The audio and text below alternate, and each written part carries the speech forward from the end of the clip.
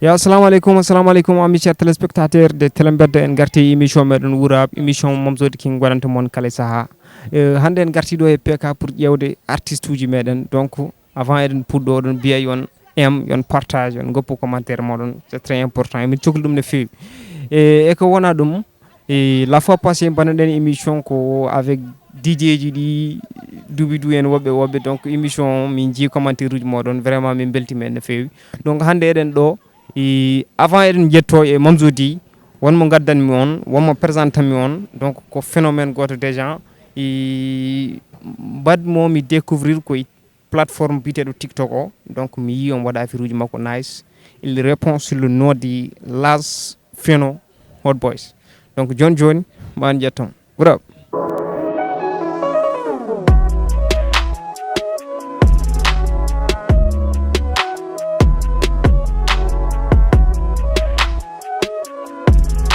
Donc amis chers téléspectateurs ne mbinomi on ni donc mi présente mon phénomène meɗen Mr Las assalamu aleykum. Las Pheno yes salam Mamzi salam wa Télé Mbedda on calminama on mbaɗama big ziare on mbaɗama big up aussi salmini mon no fewi salmimo inchallah. Donc ko Las Pheno artiste rappeur donc baɗo bagasuji bonɗi sur TikTok o waɗi ɗum à chaque fois freestyle uji mane ndiwa. Amin ko duwaw wiide kam wiyede fusi hunde kam ko duwaw quoi donc min mbaɗani haydara ko amin tan step by step rek inchallah donc on ɓeydat force o rek inchallah. Donc somin namdimama pour ya haalan min holmo woni Las Pheno. Las Pheno c'est un jeune artiste jeyaɗo toon to Seli Baby presque jeyaɗo jowol mais mawnuɗo to Seli Baby titortoɗo Seli Baby aussi un jeune artiste gemɗo hoore mum biyo yimɓe kadi yo gemɗum inchallah holko arata donc Sehil Baby gummuɗa pour impose kemo e Nouakchott aɗan ɗo e Nouakchott déjà aɗan fusi wuuro o Las Pheno holko motive ma pour wadde musique et tout. min musique motive kamen ko gueɗe ɗiɗi aɗa andi a wawa wadde hunde tawa yiɗa ɗum aussi kiram ne jeeya hen quoi kiram pour kiram mbaɗam ne hollo genre village goɗɗi ɗi ne nane pourquoi pas Seli Baby juste ko ɗum rek quoi village goɗɗi ɗi nane genre Kahidi genre Babaɓe genre Bogué mais pourquoi pas Seli Baby on est des artistes wesh donc il faut min nane min pusa world o inchallah. Donc jiɗɗa wiide ko Sehil Baby wonto level hip hop mabɓe yettaki. Non pas question wonto yettaki walla holto yimɓeɓe jettinani ɗum par ce que machallah ko artiste foti jogade foof emin jogui ɗum toon ko gueɗe artiste foti wadde foof emin mbaɗa ɗum toon mais c'est juste rek public o ou bien yimɓe walla population o yettinani ɗum to min jiiɗi yettade ɗo c'est juste rek ko musique oga banggue ɓe focus quoi ɓe gacci toon comme si toon ko 10e région mbiyata ken woɗɗi aussi ne hawni tan dal ɓe focusani musique guiɗi makko ɓe gacci ɗum côté ɓe focus musique oga zone o quoi. Donc toon déjà wonɓe toon après ne mbaɗa affaire uji nice so mbimama ya rokkam playlist ma des artistes meilleur artiste Sehil Baby holko kokkata. Toon ne waɗi des artistes presque kamɓe foof eɓe boneyam mais mbiɗa jogui toon idéologie aussi forɓe kadi ɓe gandu bonema eɓe boneyam wonɓe game o genre goto nan toon wiye Lil Gang on c'est un jeune rappeur un autre c'est number one o woni koye kurugol kiifi talent ji ɗi mbiɗa kiifi presque min rappeur Sehil Baby foof mbiɗa kiifi talent mabɓe kamɓe foof eɓe boni eɓe binda sa heeɗima rek a weltoto quoi a weltoto. Donc an woni cause pour mi andaɓe kamɓe est ce que aɗa paari pour présente kamɓene ɓe mbawa lokkitede toɓe goni to. Avec plaisir mbiɗa paari kadi somi waɗi ɗum ɓe beltoto en kadi kamɓe eɓe paari pour yiididirde ma. Ko wona ɗum min jimama à chaque moment mbaɗa freestyle goto beddoɗa ɗum wajiɓe kala polémique jaltiɗo woto binduɗa beddoɗa wajiɓe hol cuusal joguiɗa hen. Non kañum c'est juste rek ko feeling quoi mi heɓat feeling tan mi jooɗoto rek o artiste yaltini hunde mais c'est darde konngui mabɓe par ce que neɗɗo won hen bindat tan mais miijaki bindol mumen holko jogori jibinoyde quoi donc mi yiyat rek kaari haaliɗo hunde fotani ni henna mi ƴeewa konngolam min nan mi adda mi ƴeewa wadde ɗon quoi. donc ko ɓooyani ko genre mi yi freestyle goto mo mbaɗɗa pour wiide ka numéro 10 hol cuusal joguiɗa pour ɓornade numéro 10 te authentique déjà wonko wiye numéro 10 hein par ce que min o rango 10 joguinomi joni ko 27 joguimi quoi joni mi woppi 10 o min ko 27 joguimi joni kañum c'est juste rek go fof yo gem talent muɗum mbiɗa wawi wiide min woni 10 raprim mbiɗa wawi wiide noon mbiɗa jogui cuusal mum par ce que golle ɗum mbiɗa gemi talent am c' est vrai haydara mi waɗayni mais mbiɗa gemi talent am wasami porti a 10 o inchallah jour goto donc holko kokkata yimɓeɓe ganda hol talent mo kalata o c'est juste yo pam parfois eɓe gandi mbiɗa andi eɓe jeeyi freestyle uji e mbaɗa foof c'est juste rek genre mi ɓooyi nadde game o ɓooyi wadde hen hol heɗotnoɓe sonuji ɓe meeɗa yiiti hol publiannoɓe sonuji ɓe meeɗa yiiti donc freestyle uji step by step mbiɗa waɗa kamɓe aussi maɓe jii hen freestyle uji maɓe gemtalan o janggo e jaam so hunde ari mbiya ko ito boy baɗannoɗo ni o on woni ɗo quoi mi heppani ko ɗum rek rokkumin freestyle goto yimɓe ƴeewa talent ye mo accani neɗɗo mo liiɗo battane muɗum ko kaari waɗino sayi mo taccani jallo jolliɗo martaba muɗum ko ɓernde bonino mi wino mi sakkoto bonam mboturi mejari kella e dotam so hakkille puyɗo ko beto mo yeddi phénomène oɗo ko défoncé lamido leydi ko Nelson Gulali ke mi yawimo copain ey woppo ko suuri ko suuro sago iblis garen ha potten ey so studio wattama biro jeune yugue gare ha joken so sangara wattama siro keh gare ha jaren nono no nanguñu defet ton ko jota yuji ema e coquette ta fondame oɗo ko tapet woto fondu bari galla e paquet ko jiɗɗa ko anomi tottete suusi bone yo gara ha dogen sa renake anomi lappete rakku taku baloji rocket dem déjà on gandi las Phéno wana mere jooɗi e émission Wuur-Rap te ne mbimi on ni o présentani comme horam o wiyani kam Mamzo temps o wiyani kam temps o wiyani invité am ko min noddimo allo boy mi yi affaire uji ko mbatta ko c'est nice mi kifi ɗum quoi donc ça veut dire que wana quelque chose ganduɗa hoorema jingande et tout donc o mona waɗa affaire uji goto nice ko wona ɗum hol freestyle mo kokkata men affaire numéro 10 o numéro 10 pourquoi mbiɗa numéro 10 o pourquoi tagma fotnade ɗum non mi fotnoɗo ɗum par ce que mbiɗa gemi talam ananam mbimami winam fanoriɓe disɓe ɗum nafata garɗo hirde rijje wadde hunuko ala facture mam yim ha gonɗo France wirde mi ñagota ko wonde fande Ibrahim sibo min komi volmo taski horsine ɓe jarate ko wadde sorti d'album dem niga hol gonɗo France non yimɓe fof ne gandi gonɗo France acce won tapiru o rewe garaji ɗi ndewiɗo ƴeew ndewe banggue goɗɗo kaale hol gonɗo France non min mi wiyani ko kappi mi wiyani ko goɗɗo Phéno Télé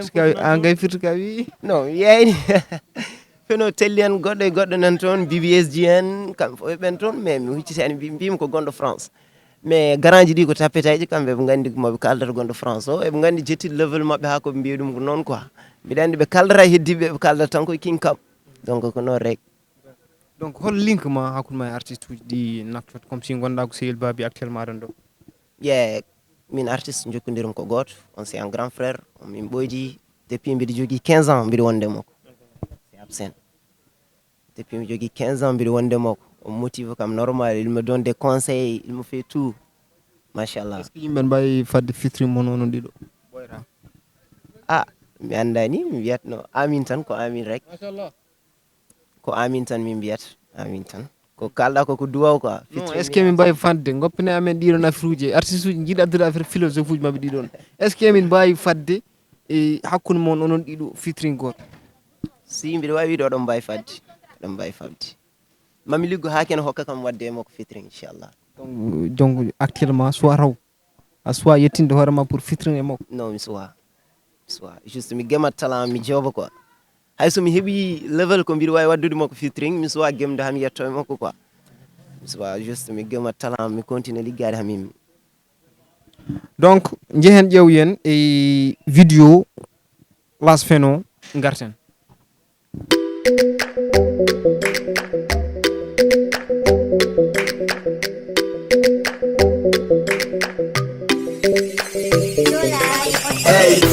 leydi kunude kaaje mina ñamatami ndiyam seeɗa salligitaɓe kaari joguitami wiyam seeɗa namdoɗami ko moƴƴi fo mi haali ame mattan picca jungo par ce que hotko haami o yiɗami wuuro sago mi ma e batte lomtoɗami so tawi ko suulu wiide fapol wonɓe ganeɗani pacca ɓeydu volume ko mbaɗa fo no weeli min saaha gongo musa hami nanguma ka ennemi patani innama aade wat bone kadi jiyane waaje mi waɗani sacrifice seli baɓe tan yonimi aaɓe ko 2045 music tan yoni mi wife mi waɗani maquillage dama sanse sol bu nice wala ko fide sabtaru to holla kecce hana sumo fecce public bi de taccu ala woto ngacce sona ɗum ne jam fo onon eɓe cende iris mane mbappe musiba narullahi ko finera ngare fenone watto enem ngamay jayi hono juleruji fiyede marto renoto samay gayi ngol waɗi laaɓi ɗiɗi mi harto aduna amul solo ne fijene petit ngolo a wawa famde sifa amul hol wiɓe fenogo goro a wawa famde hot boy sibu golle mum ene laaɓa so nati jeno you gang hay goto wona king baba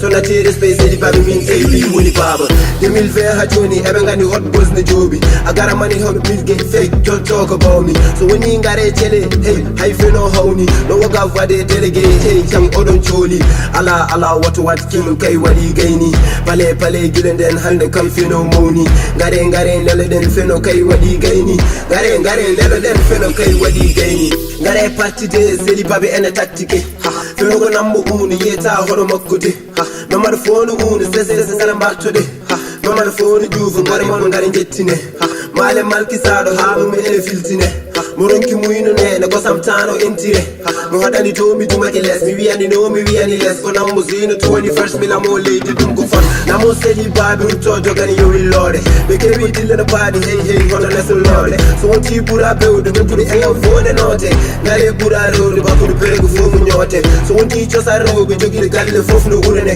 so wonti ɓuura rewde muccude jaɓal fof no unane ay muccude jaɓal fof no unane hey jaɓal fof no unane 2020 ha joni eɓe gandi hot boys ne jooɓi a gara mani hono bilge fake jotto ko bawmi so woni ngare télé hey hay feno hawni no woga wade délégué hey jam oɗon cooli ala woto wat king kay waɗi gayni pale guila nden hande kam feno mawni voilà on jeeɓi vidéo o on ji déjà tala mo kalatmi o e las feno holko woni hakkude ma e Bougal Tall par ce que ko ɗum min ji Bougal Tall c'est un grand frère fo adi fof ko minen gondi minen jeyda wuro woto seli baɓe quoi mais c'est juste mi joguino contact makko min kaldata min jogui contact makko rek mbammami ko jour goto min kaldi après o enregistre numéro am depuis lors noon min kaldani après mbami freestyle am goto statut machallah mataw welimo quoi après envoy momi ɗum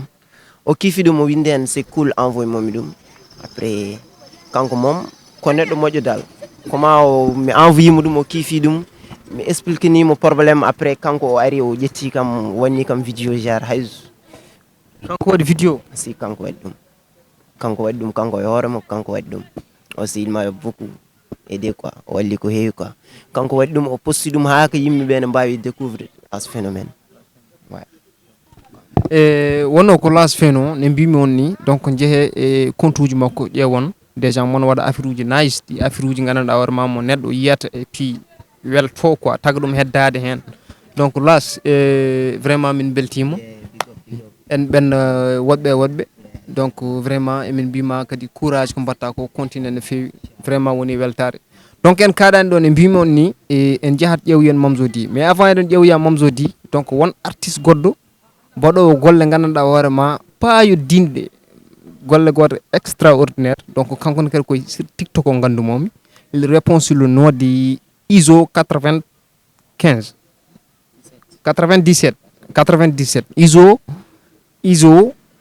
97 donc o mona déjà o wi kam ni o wala son même pas mais freestyle makko sa heeɗima lyrics o a heeɗima vibe to tegata ɗo vraiment omo jogui talent donc jeehe jeeɓoye vidéo makko ko wona ɗum jeehe naate e compte o abonne ɗon ISO emin jeeya affaire uji ɗi vraiment min belti hen no fewi donc jeeɓoyen vidéo ISO après ɓennan yesso bang bang maa ngi rap ko ne leen Fouta am na rap Fouta am na rap nigga Fouta am na rap Fouta am na rap Fouta am na rap Fouta am na rap nigga Fouta am na rap Fouta am na rap nigga wiɓe Fouta ngembi kamko donde silmi plan wiɓe mi fijeta e kurka ga ko cour des grands wiɓe mixtape nana ara yo mbaɗ ɗum fo l'écran wiɓe titulaire indiscutable joɗɗota koye ban We be game is over junk with the with the text. We dépasse level map the soy no me next. Go gonga kajan the fist no give me the sex. We be time is money hulk up over what the terror legs. Foot I'm not rap, foot I'm not rap nigga. I'm not rap, foot hey, they go no foot I'm not rap, foot I'm not rap nigga. I'm not rap, they go my dara man foot I'm not rap, foot I'm not rap nigga. I'm not rap, foot. La famille comme ne mbimo ni e John Johnny déjà eden do wondude Mamzo di assalamu alaikum. Yeah, assalamu alaikum Wuur-Rap on calminama donc on bismama aussi donc kala jabo kat émission kadi wadama big up. C'est Mamzo di for life from lamb to repos, you know.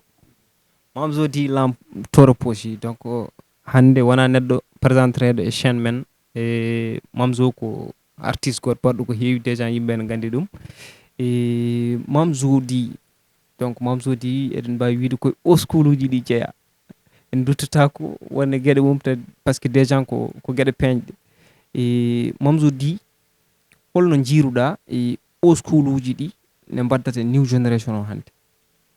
Yeah bro a salmitama donc min je peux dire que mi wona au school esca famille parce que pour amino sa namdi kam au school uji donc mboɗa yaltinandema hewoɓe par ce que hol adiba amen ɗo a heewi d' abord donc sa wiide wadde au school uji new génération wonde wondi ko fiidirani par ce que so au school uji tracano lawol hay goto rewata hen donc mboɗo ñaago yimɓe respecte au school uji minen wonɓe ɗo koyami minen wonɓe ɗo mo mbiyata au school uji hol adiba amen a heewi minen komin troisiéme génération donc yimɓe hewoɓe noon paamani hip hop rime walla ganda histoire rap Mauritanie donc hande aujourd'hui tout le monde go fo jagga micro tan haala taw famani ko yaata donc il faut dire aux gens de respecter les old school parce que kamɓe traci lawol ngol ha yimɓe fof mbawi arde ndewa hen donc parce que ɓen déjà mbaɗi ko mbaɗanno donc new génération kadi ari kadi nana waɗa lawol mum donc c'est ça goto fof respecte lawol goɗɗo donc je vois certaines personnes walla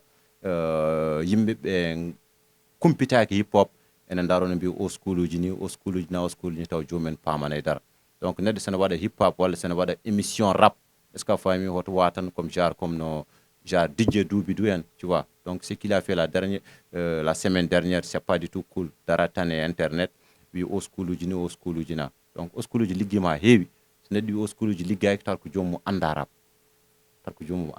donc respect aux old school respecte aux school uji onon fof. Mais j'espère que new generation o sen ƴeewi Mamzo di en hande min mbiyata mon ko au school uji en fait donc hande sen ƴeewi e chaîne o hande sen limi au school uji dariɓe ɓe donc en mbawa wiide Mamzo di ko temps donc limtaten ko au school uji ɗi hedro so heddiɓe avant mon ɓe sene cupte ono cupɗene.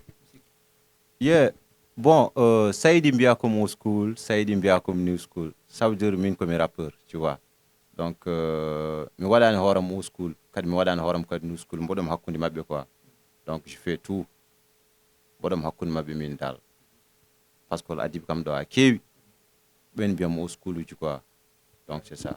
Donc avant eɗen naata e carrière Mamzo di il faut jewten haala hip hop seeɗa quoi par ce que déjà ka ɓoyɗo e chaîne o e holno jiiruɗa rap o hande holno jiiruɗa ɗum et surtout avec new generation o est ce que sen continue ni donc est ce que hip hop o mayata rap o hormum.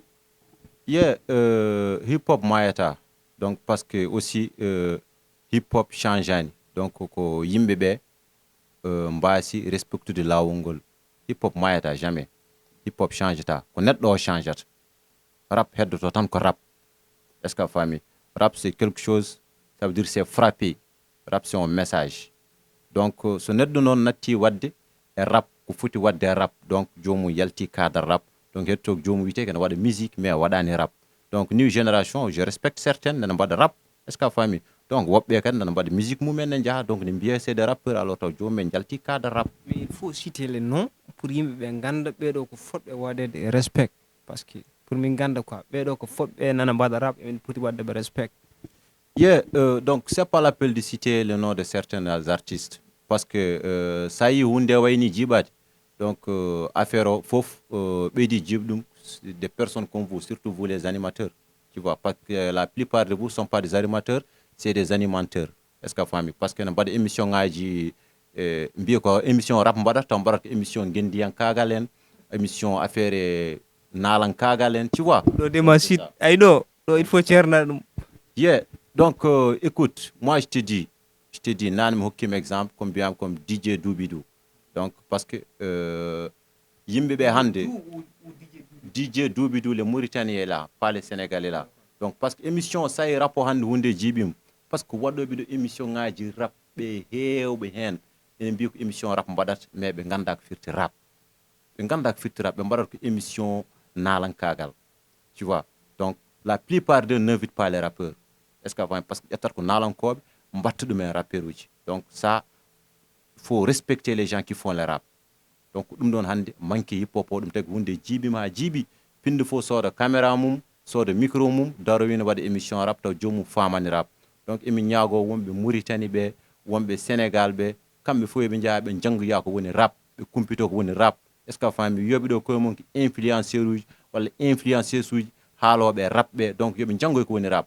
fotɓe haalde rap ɓe kalanna deƴƴi par ce que affaire o heewi cohloyagal heewi salteyagal ɗum tagi ɓen jomumen en deƴƴendeji moy so heewi deƴat you know yoɓe janggoye rap ɓe garta ɓe mbaɗa émission rap hoto mbiya ɓe jiiɓa gueɗe ɗe rap heddoto ko rap hay goto wawa change de rap so yi felliti wiide aɗa waɗa émission rap ya janggoye ɗum gara kamɓe haaloɓe ɗo ɓe pop hay goto heɓe anda ko firti rap hay goto meɓe anda ko firti rap you know DJ Doobidou donc notre Mamzo di waɗma jib carte ɗe quoi wat faire mi wiyatma point de vue wat faire jindira e Mamzo di kalɗon seeɗa pamodiron quoi donc an sikra aɗon itte e numéro 10 uji animateur uji min jogui noon ko 27 mais mi sikira mi heftat 10 ma o quoi mais ko wona ɗum jar avant eɗen goɗɗoy par ce que mbaɗannima yimɓe pose ɗum question e nder émission donc en kaali haala émission ngaji baɗɗi rap walla ɗi ngala rap donc est ce que émission Wuur-Rap aɗa yiya hen hip hop yeah bon onon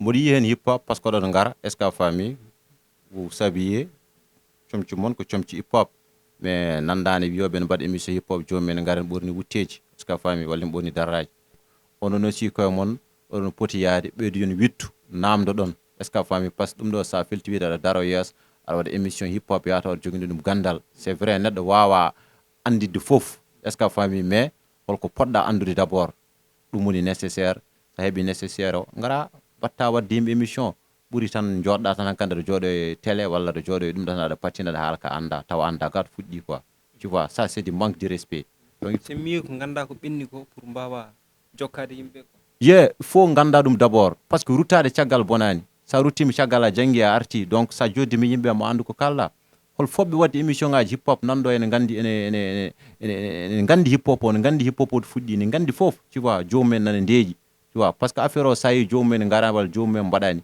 par ce que affaire o heewi cohloyagal joni yimɓe fof ko anduɓe yimɓe fof ko animateur uji influenceuse uji ko haaloɓe c'est tout quoi ɗum tagi foɓɓe haalde nane ndeeji donc c'est ça s'il vous plaît onon les animateurs mbasewo wonde des animateurs kadi il faut kadi ɓe gonano ɗo animateur wonta naafigue est ce que a faami animateur wonta hypocrite la plupart de nos animateurs c'est des hypocrites est ce que a faami ɓe kalata hunde no foti yarude ni donc c'est ça il faut que jomumen mbawa suusde haalde gonga par ce que ɗaminiɗo wawa haalde gonga ɓe goppa ɗaminade donc c'est ça hande de ko enen ay hande ko hande ɓoy en ɓoy yaade waji ɓe wiyata ko en ɓoy yaade hande ɗo caaf sumat ɗo hande donc ko wona ɗum Mamzo di sen garti e carrière Mamzo di walla carrière lamtoro aussi donc ne wayno hande min jiyat ko Mamzo di goto holto heddiɓe ɓen goni yeah par ce que somi arti hen par que ça c'est des choses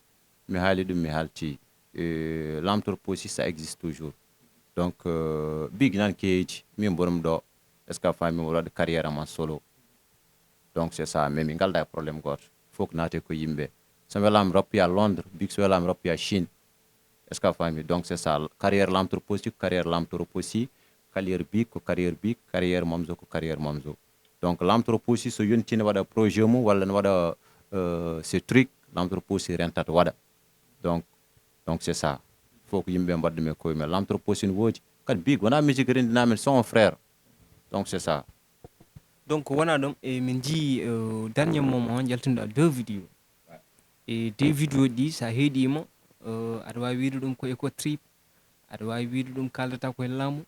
Donc garten e premier vidéo, donc hol message mo jiɗnoɗa yettinde yimɓeɓe? Donc premier vidéo déjà c'était un son ko minen wiyete idile nek. Donc yimɓe fof keɗima son, donc son haalata koye gonka men.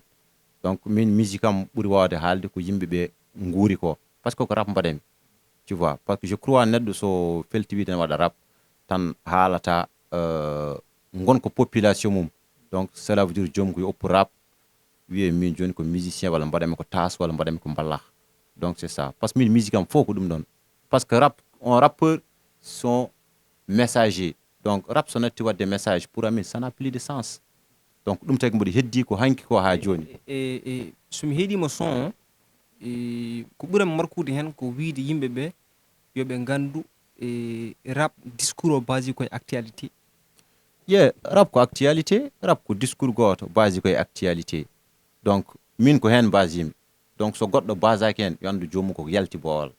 Et so noon ko joni noon hunde nde comme no mbimami nanni rek, parce que yimɓe ɓe ndeysan nan jaaha ganda to payi. Donc c'est ça, hewoɓe ndewi koye tendance o, est ce que a faami. Donc min gommi ɗo ko ha joni mboɗo woyto, est ce que a faami, babiraɓe mabɓe yummiraɓe mabɓe no keɓiri indépendance, jiɗɗo rewde tendance fo ya rewoya e tendance. Donc c'est ça. Mais est ce que tendance on kadi wona c'est mieux pour mbawa fodde yimɓeɓe, pour mbawa yettinde message o dow?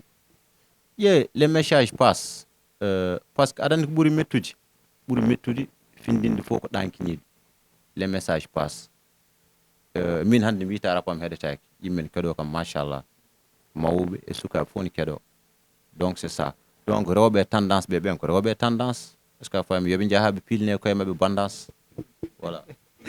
donc e son genre mi yii aɗana critique hen, walla rokku min freestyle min yimɓe ketto ɗum.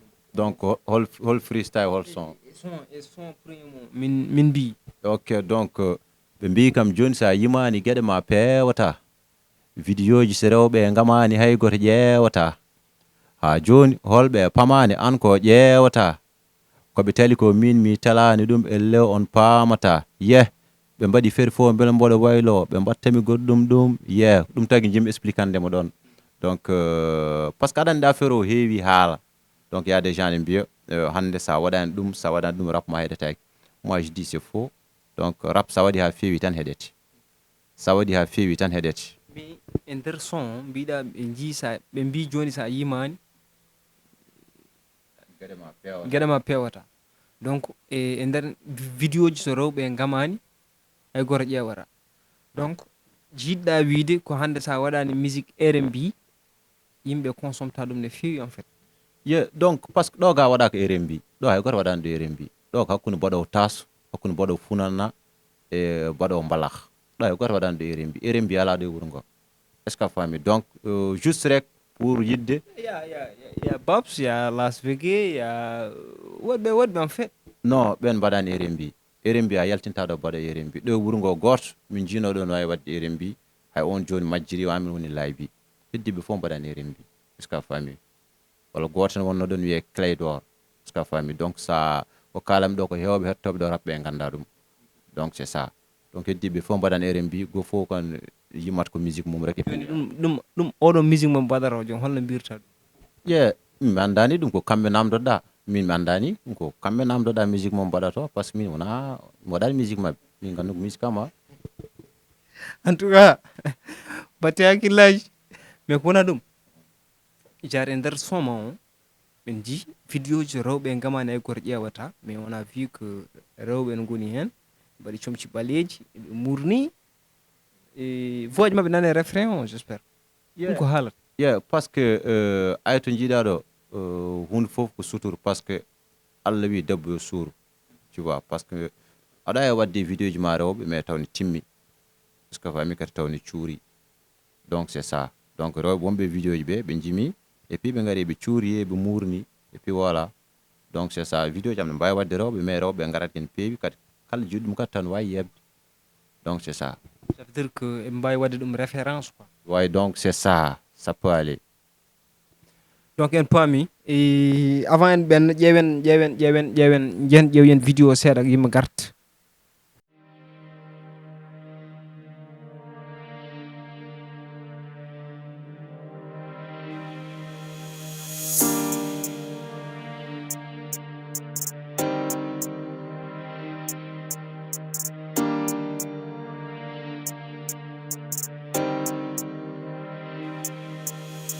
Be kam jonsa yimani gadi ma pewata video ji serobe ngamani hay goto ƴewata ha joni holɓe pamani an ko ƴewata koɓe tali ko min mi talani ɗum elle on pamata ɓe mbaɗi feere fo beele mboɗo waylo ɓe mbattemi goɗɗum ɗum ɓe jita jamais min mboɗo haylo Mamzo ne andi ko ummini ɗum so yiɗi wuro ngo po ama sabar min jaari ko sabari mi notoytaka ɓe wontanami dabare min jaari ko sabari rewde moƴƴol laƴa ɓurnimi rewde bongol yetto law kaɓɓaɗe tonngol laƴa heɗoto faama anda ko ummini kam ɓe to min jiida goƴa ɓe jiɗi komi sama to maɓɓe ɓe tulmini kam haaloɓe no karlene ƴoƴa finade maɓɓe ɓolde mammini kam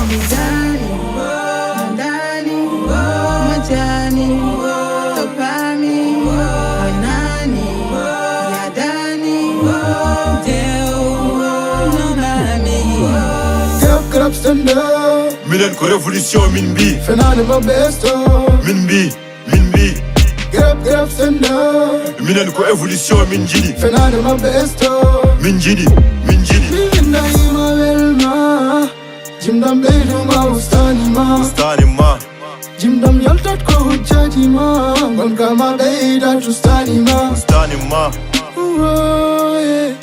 woto nandine ko nandani gueɗe ɗe gondini ko jiidani mama andine ka andano miskam jillani seyɗani mi haaldata yo wel saabu min mi wona seytane Mamzo faltaki pullo ye ala ko haali bidani min rapam ko mission ambition gondude mission o a hettata ko paama ferti guite ƴeewa ɓe pertinima tama yonti darde beele guura haaloɓe ɗo ko wodani ndewe peuple fo ne mbuura min mi hollata mukko ko leydam ndi wuurani min mbaylata jaɓɓal systéme o change ani pindata koye mette ɓernde ne mette ne juwaɗo cette ponno darade salade dentere min ɓuuri sarade ɗo kalowo gonga ɓuuri yawede ɗo haloɓe kecce nanga cuuta jaam gonga ala ko fawako ɗo lowaɗe mette nan ɗo hulata mbimi ñande fo no duko jaam dañaka ɗo ɗawaɓe ɓe dilata dalata mbimi ñande fo no kolle jeeyaka ɗo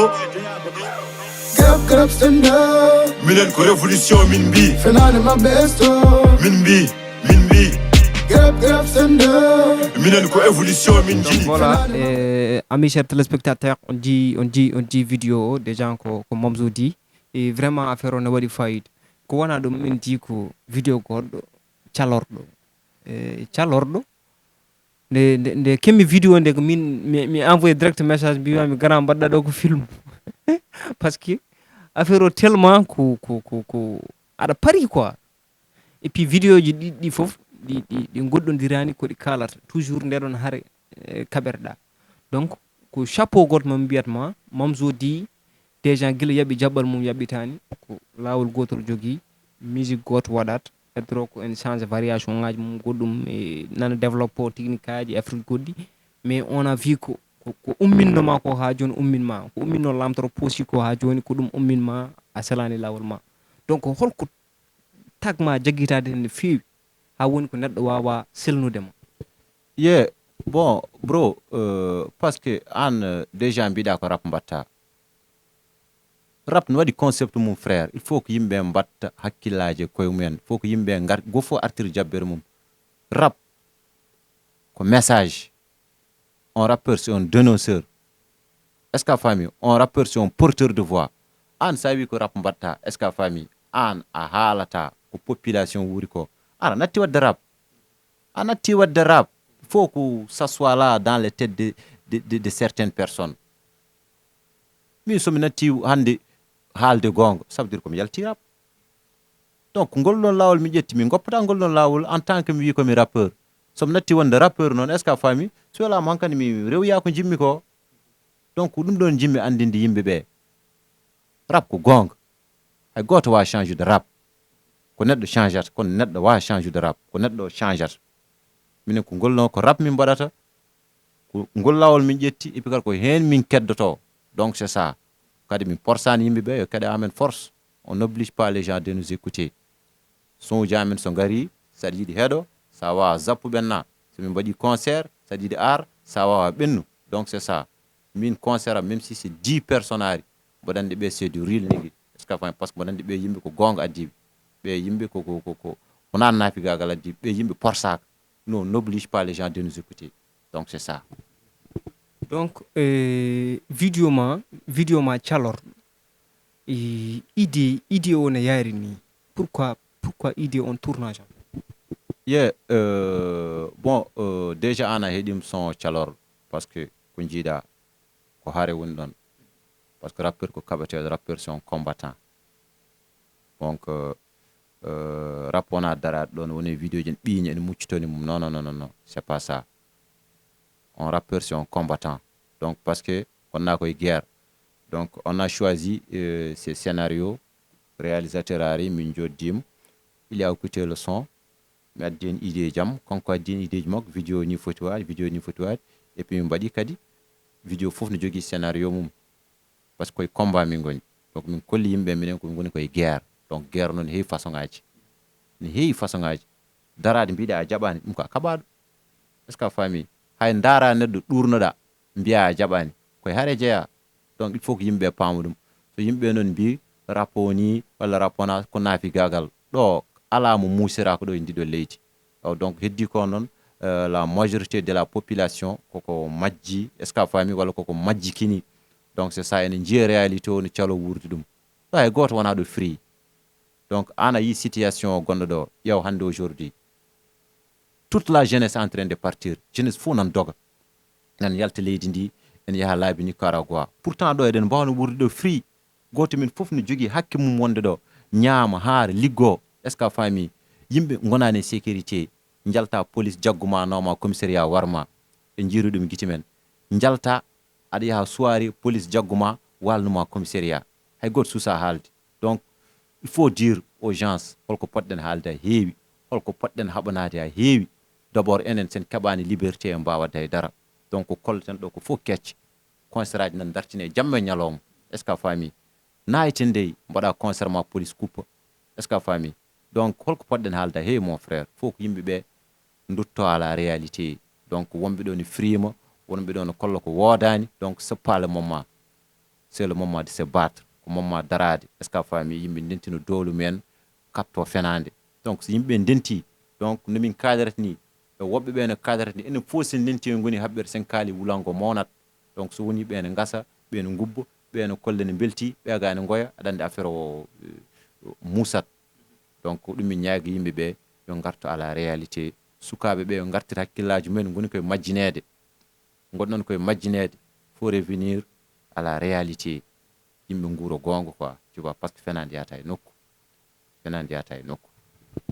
Donc ko wona ɗum vraiment en jii vidéo calorɗo. Donc on jeeɓi ɗum mboɗo andi kadi kala jiɗɗo Mamzo di déjà tawat ko yeeɓi ɗum no wini jiɗɗo mo fof vraiment ko réel. An jaɓo émission won réel partage wat commentaire ma yo yaaj. Donc wona ɗum Mamzo di est ce que hande hol yiyande ma e rap Mauritanie est ce que rap wonano yoɓa. Yeah, bon rap ne yoɓa. Donc kadi to jiiɗa ɗo kadi affaire uji goto fof kadi arsuku mum aɗa e wonde ɗo ɓuura yimɓe fof wade rappuji. est ce que a faami so arsuku ma yontani a heɓata. Tu vois le rap ça pèse. Neɗɗo wima rap yoɓata c'est pas vrai. Hande yimɓe hewɓe ɗannima ko rap nawi ɗumen. Yimɓe hewɓe hande nan construire galleji ko rap addana ɗumen ɗum. Hewɓe holko jogui a heewi hande ko rap hokki ɗumen. Min kala ko joguimi hande mboɗo yetta Allah mboɗo yetta rap o studio ko rap addi ɗum ko ɓornimi ɗo ko fof ko rap. est ce que a faami so mboɗo yaha ko rap so mboɗo ɗani ko rap so mboɗo ñaama ko rap fof ko rap. Min kala ko kemmi aduna koye rap kemmi. Donc mboɗo yetta rap ɗum tagi mboɗo respecte rap. Donc so neɗɗo kadi wi kadi ene waɗa rap respectani rap ƴewma rap hoynu ɗum. Donc c'est ça. So neɗɗo wi ne waɗa rap respectani rap ma rap hoynu ɗum. way mbaɗe ɗum challenge binde. Mais ko wona ɗum Mamzo di actuellement holko woni dow mum. Yeah, bon, oɗen goni e dow mum ko heewi. Oɗo instant ni to gonɗen ɗo, nder mois de août inchallah eɗen poti yaade e Maroc. Eɗen poti représente toon la Mauritanie sur un festival. C'est un grand festival wonno ko concours depuis 2021. Mamzo di est ce que sodi an visa nen est ce que rewane sambo. Yeah, non mi rewani Samba, par ce que ɗum ɗon ala tawi nuité e pensé jam. Donc comme no mbimami ni eɗen poti yaade Maroc le 25 août inchallah, pour un festival. Donc eɗen gagni toon un concours, eɗen poti yaade représente de Mauritanie. Donc eɗen comme gagniɓe concours, c'est un concours de freestyle ɗo gonta e Mauritanie. Puis a freestyle ma nelda. Donc Allah waɗi en sélectionnama hen. Donc eɗen poti yaade toon jour final o.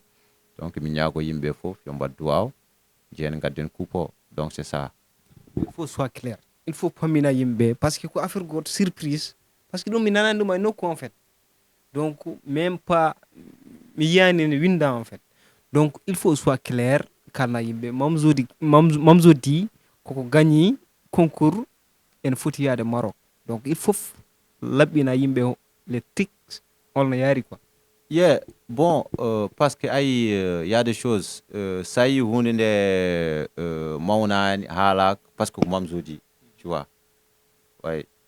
Concert mi arani mi montane parce que ko Mamzo di, festival mi noddaki montane parce que ko mino, tu vois. Donc hol gonannoɗo hande affaire o mawninede waɗe drapeau uji banderole uji, tu vois. Donc c'est toujours nous. Parce que concours c'était en 2021 wonno. Donc pas mal des artistes participants. Il y avait des artistes mauritaniens et des Sénégalais. Je crois on est de 200 et quelques artistes, mais je crois 5 rappeurs. Donc nder 5 rappeurs di Allah waɗi yettama hen.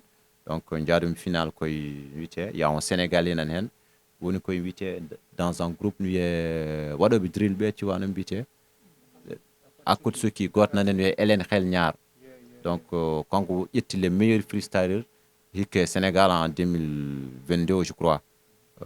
Kanko ƴetti meilleur ton freestyler. Et il y a un autre rappeur ni wiye Young Ice A, c'est un rappeur congolais. Kanko woni ƴetti prix RFI découverte 2020. Kanko woni meilleur rappeur en Afrique. Kanko ƴetti ɗum. Il y a une autre waɗi debbo. Donc commune 5 no waɗi arabe goto. Donc c'est ça. Allah waɗi nder yimɓe ƴewatinoɓe ne sélectionnama hen. Donc eɗen jaaha kadi yimɓe ñagam duwaw jen pottene mabɓe toon et puis kollen mbawa ko men et puis c'est comme ça. Mais les gars, damn ɗum ko fierté mawɗo. Ɗum ko affaire goto poɗɗo fetede hande. Parce que ko rapping fof jeeyi ɗum quoi. Vraiment wonani min surprise goto mawɗo. Mais ɗum ɗo jar minen borom médiaji ɗi e min ɗo pour vous.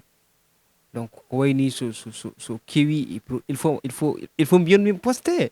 Déjà min poste ɗum mi mawnini parce que ko affaire goto poɗɗo mawnede. Yeah, parce que ça y est ɗum. Parce que comme no mbiyami ni comme onon borom médiaji, parce que beaucoup de choses ne passe tawon tinani. Parce que kon ɗaniɓe, tu vois. Parce que onon fof kon ɗaniɓe. Donc c'est ça. Parce que ça naati page Morocco Hip Hop Festival. Donc ma yi ɗum toon. Les artistes sélectionnés ma yiɓe toon, ma yiyam toon. Donc ɗum woni hunde. So naati. Non, c'est partagé. Concours c'était en 2021. Est-ce que repartage ɗum? Mi repartage ɗum bien sûr. Mi repartage ɗum. Parce que mbimami sa yi ƴettaka haalaka c'est moi. You know? Ko Mamzo di ƴettaki haaltaki. Donc c'est ça. Donc kamɓe ɓe ƴettani ɓe kalani le Mauritanie postani. Ɓam jii leydi wonden poste. Ɓam jii leyɗel goɗɗen poste en kaal. Donc c'est ça. Parce que ɗo rap o natti wonde rap. Ɗo ko rap koreji woni ɗo, rap bandiragal, rap endam, rap nafigagal. Ɗon waɗa rap knockshot. Min jii ɗum ɗo. Est-ce que a famille? Waɗa rap knockshot. Il faut que ça cesse. Comment rap knockshot? Comment rap knockshot? Rap Mauritanie rap knockshot waɗi? Non, no waɗa rap knockshot. Ko kalantmami ko c'est clair. Il faut min paama rap knockshot rap. Des personnes comme nous ummiɓe Fouta, est-ce que a famille so ngari ɗo, est-ce que a famille? Ils ont des problèmes. Donc c'est ça. Ils ont des problèmes. Baɗi no holɗum? Yeah, ils ont des problèmes de discrimination. Est-ce que a famille?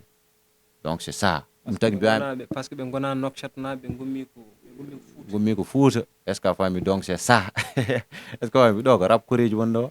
Rap o natti wonde ɓe natti respectude culture yi popo quoi fo nan bonne ska fami yimɓe nan bonnu ɗum kadi ɓe mbawa bonnude ɗum ɓe goppata jamais passe. Donc les gars, affaire ko affaire goto mo yimɓe porti partage ensemble mo yimɓe poti weltorade ensemble par ce que affaire goto mawɗo ko fierté men par ce que min à part ɗo ala to dutmi ɗum ga mi dutani ɗum même pas mais c'est très important yimɓe ɓe lancer ɗum yimɓe mawnin ɗum ko artiste meɗen ko fierté leydi meɗen wiyede artiste men yaade tan sélectionnede hen tan firti ko liggey goto nan ɗon quoi.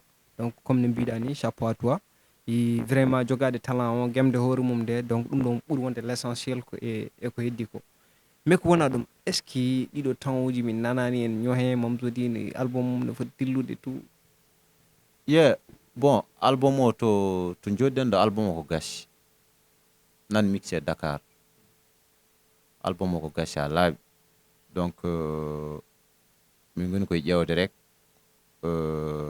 so waktu o yonti yimɓe ƴewno jaltiniri ɗum donc aussi kadi mi udditini damal à tous les promoteurs est ce que a faami à toutes les personnes est ce que a faami jiɗɗo addude hen ballal mum donc wiyama bisimilla kala garɗo min jewtu min ƴeewo gueɗe ɗe no mbaɗata ha jalta kadi son album de rap mi waɗani zouk mi waɗani salsa son album de rap ko rap mbaɗami tu vois donc kadi aussi kadi je lance un message son album de rap so ari ma yimɓe keɗo ko gonga woni hen min cuuɗaki min mogginaki min belnaki kadi aussi hay goto kadi ko un album de rap kamɓe fof yoɓe moftu album aji mabɓe parce que a faami yoɓe moftu album aji mabɓe ha album am ɓenna hay goto wawi yadude hay album goto wawi yadude ɗo taw ko rap mbimami hay album goto wawi yadude waɗoɓe zouk ɓe salsa ɓe noon ne mbawi yaltinde tasaji mumen e puis joƴƴine Mbedda ɓen ça veut dire que waɗoɓe rap ɓe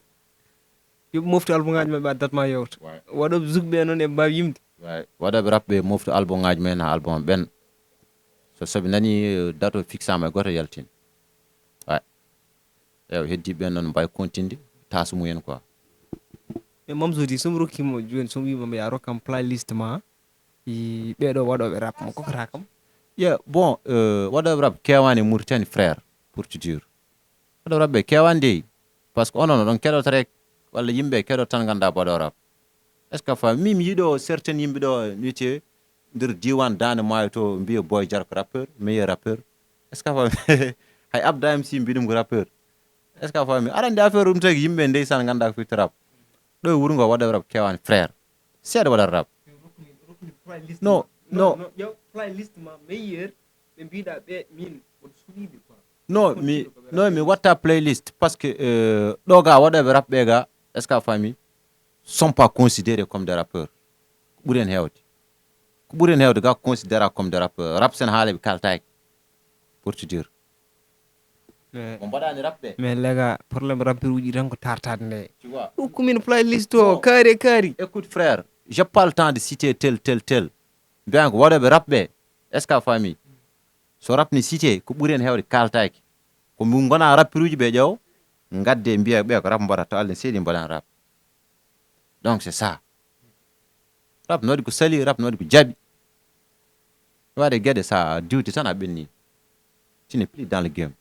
Donc album sen duttimi album ko est ce que date o déjà koko jagga walla eɗen mbawi wiide koye oɗo mois hayso date o jaggaka min album am mi heñaki par ce que min mi wona neɗɗo keñiɗo mi wiyani ko hande mi wiyani ko janggo min mbaɗani album o ko paari côté enregistrement mix master c'est ok mais est ce que aɗa wawi rokkude min on featuring uji gonɗi hen bon featuring uji mi suuɗat après mo jiiɗi mi listo inchallah nodde featuring uji machallah légal kalden won fof suuɗe par ce que aɗa ne waɗi yimɓe nan ɗo probléme mbiyat animateur uji ɗi garani namdaki goɗɗum so namdi ko suuɗete non t'as pas compris ne waɗi yimɓe nan ɗo soɓe gandi featuring uji tan mbawi posnade ɗum posno album o donc c'est ça mais kam machallah no waɗi artiste uji goppe o haala gam album featuring uji mbason pusnude album lega tinde koye mon or posne artiste uji. Donc c'est ça quoi. Inchallah fitronguji ma yimɓe jiiɗum bientôt wonɓe hen ɓe ma jiiɗum. Donc Mamzo di hol message mo lancata population Mauritanie e hol message mo lancata artiste uji ɗi. Message lansami population Mauritanie ko wiide yimɓe ɓe ko guurɗen ko koko fawa e men walla ga ko enen payɗum e koye men en tant que jittinan ɗum koye men e goto ittanta men. Faut pas attendre que les autres viennent. Est-ce que famille e place uji men mbini régla men probléme men. Woto yimɓe jii gonga masko. Il est temps que toute la population mauritanienne gona unie. Est-ce que famille ndaro kaɓo ndeɗe fenade beeli yimɓe ne guura. Donc sen kaɓani ndeɗo fenade nokku yata ɗum ɗon fewa ɗum kecci. Est-ce que famille y avait des pays ɓurno ɗo ñangude. Est-ce que famille jomumen dari tan dari affaire o yimɓe mbiyaka ngare kaɓoyɗen ngare duppuyen ngare ɗum non non non. Est-ce que famille haren heewi façon wiide en jaɓani ko haari jeeya sen jaɓani tan réglete mais ɓe jaɓat ɓe calo ɓe ndew ɓe ɗum no par ce que koko boni ha boni hunde koko fecci. Donc ken feccaɓe en potani feccede en tant qu'en dentane dara réglata e probléme uji men. Même rapport feccama tout feccama fof wonti politique fof politisama quoi. Donc c'est ça goppen ɗeɗon gueɗe ƴeewen ko nafata men beele yimɓe mbawa wuurde.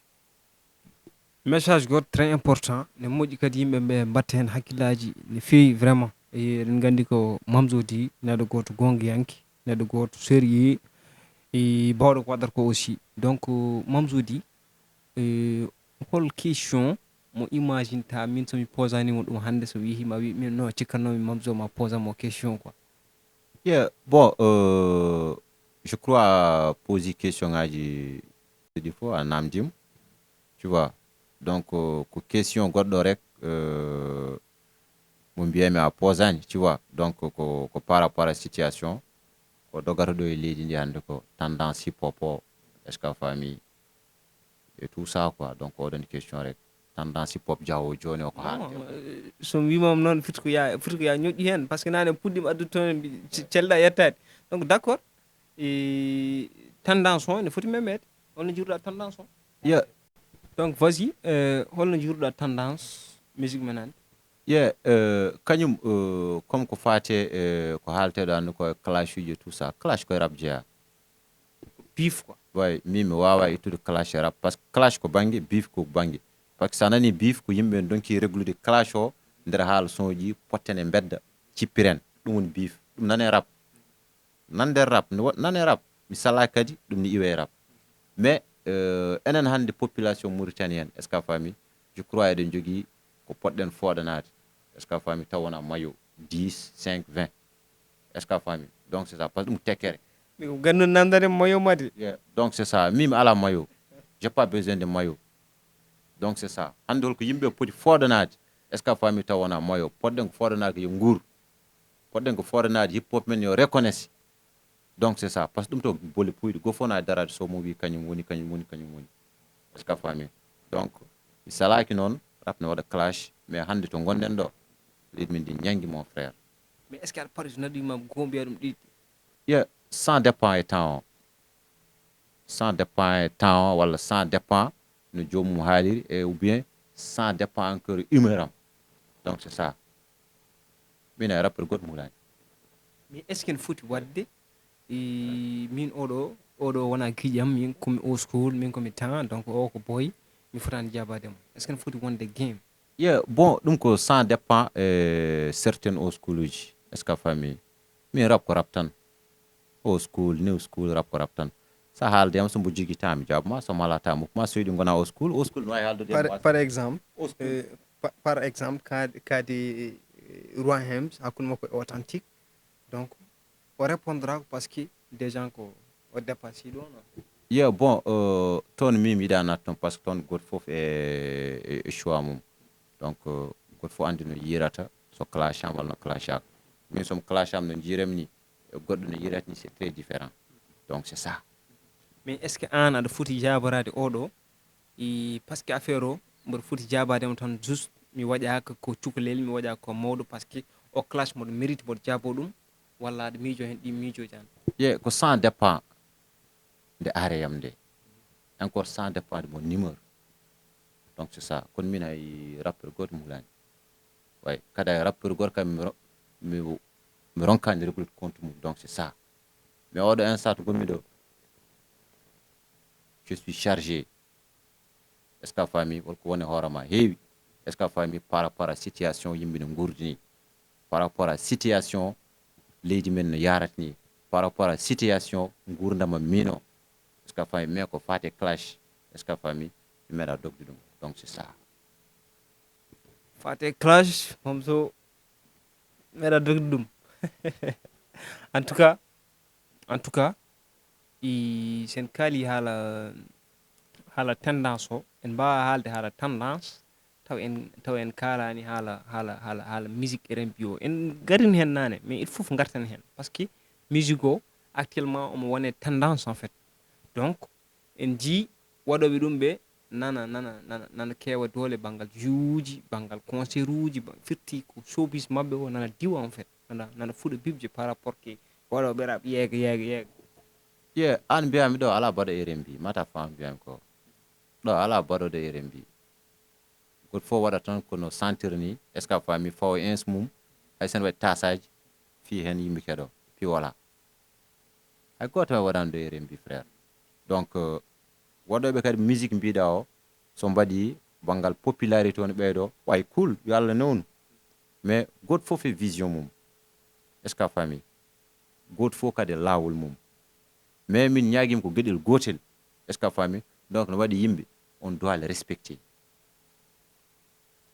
respecter faut respecter ces gens là donc c'est ça heddi ko noon chacun est libre so yiɗi hongo boluji hongo potuji yima hen donc c'est ça yo Allah newnu goto fof lawol mum rewigol ha wawa yaltude hen donc c'est ça le business mum yep les gars ne wayno émission meɗen heure uji ɗi puɗɗima naywude en fait donc ne Mamzo di wini yo Allah newnan goto fof e lawol muɗum donc vraiment on mbiyama chapeau mi salmini kadi yeɓoɓe télé Mbedda e partage oɓe yajnoɓe ɗum ha yaaji accoɓe en commentaire uji mumen ɗi en mbawa limtude sen limti en juumat mais Mamzo di konngol ma mbaynigo yimɓe gudde ko adi fof ko weltare e grangal mon ɗo hokkimi weltima mon no fewi wimo noon jarama on déplacimo on gari ha studio Tiwaji record en mbaɗi hen émission donc yimɓe ɓe kadi aussi kadi mo ñaago ɗumen yafuya tu vois donc somo haali hen hunde taw memo ɗumen donc yo paam kadi neɗɗo timmani c'est comme ça est ce que a faami donc minen le rappeur ɓalli amen guuli somin jooɗima min piyata Wuur-Rap tu vois donc c'est ça on mbaɗama big up yo Allah newnu gueɗe ɗe foof yo Allah serndu gonga e fenade ɗum tan min ñaagui penceline kadi jafnoɗa yimɓe kadi mbaɗa penceline minen min jaaɓi e rappeur uji kadi les gars on beltanama à la prochaine émission Wuur-Rap